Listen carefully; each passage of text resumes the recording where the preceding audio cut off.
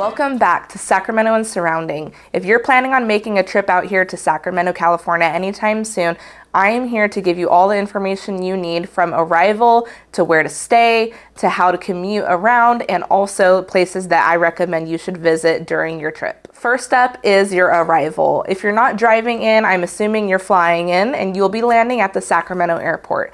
It's a pretty large airport, but given that there is a lot of good signage and directions, it's very clean and there's a lot of food options.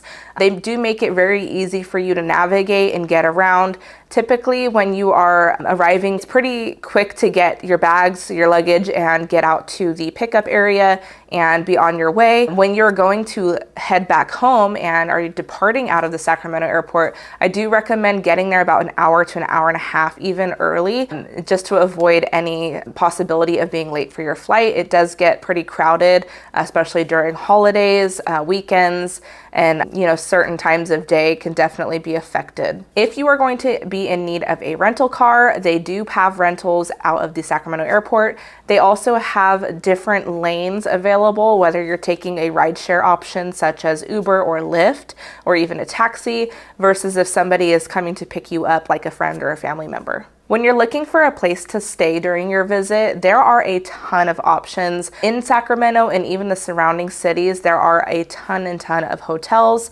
They range in price pretty drastically. The average hotel room is $138 a night in Sacramento. But like I said, it can vary pretty drastically. I've seen them as low as like $40 to $50 a night and as high as $300 a night. So it just depends on the amenities you're looking for and where you're going to be staying. If you're deep into the city, it's definitely going to be a little bit more pricey, but if you're looking at staying somewhere in the outskirts, even certain areas in Roseville, you can get hotel rooms for a lot less. If you're planning a trip in the summer months, you definitely want to make sure that you pack lightly. It does get pretty hot here in comparison to some other states. We usually are rocking the shorts, tank tops, and flip-flops most of the year. You can plan, if you come in the dead of summer around July or August, for it to be in the 90s to like even 105, 110s on certain weeks. So definitely be sure to pack light. If you're planning your trip in the winter months, it does get around 60 degrees here in our coldest times. So, you don't have to worry about snow or anything too freezing, but you definitely just want to, pack a little bit warm, maybe bring a couple layers so you can be comfortable and change in and out of things. It's winter right now and I'm wearing a short sleeve shirt, so we are pretty acclimated to it not being super cold here, and I'm always wearing my flip-flops and shorts and tank tops pretty much year round. Places to visit while you're here. I definitely recommend going down to Front Street along the river in Sacramento.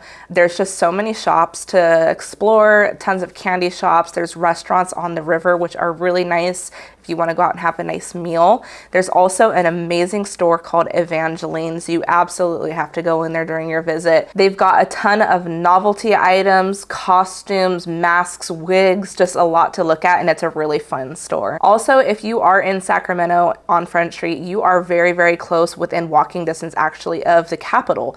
That's a big touristy location because Sacramento is the capital of California.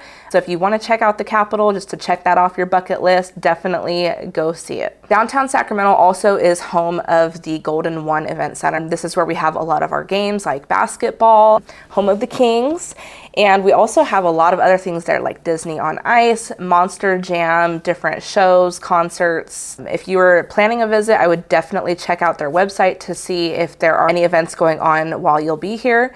Or if you want to plan your visit around an event there, you definitely can do that as well. If you want to take your trip a little bit outside of Sacramento and do some more exploring, we are super close to South Lake Tahoe, San Francisco. We've got Six Flags in Vallejo, which is super fun. So there's definitely a lot of options. If you're coming here in the winter time, South Lake Tahoe, or really anywhere up 80 or 50, you can access the snow in a really short amount of time, not too far of a drive, and that's always fun. San Francisco, of course, you could go and see the ocean. Maybe you're coming from the Midwest and you guys don't have an ocean. It's definitely something to put on your bucket list. Thank you so much for watching. I hope you guys learned something. If this video was helpful, please leave me a like and subscribe for more.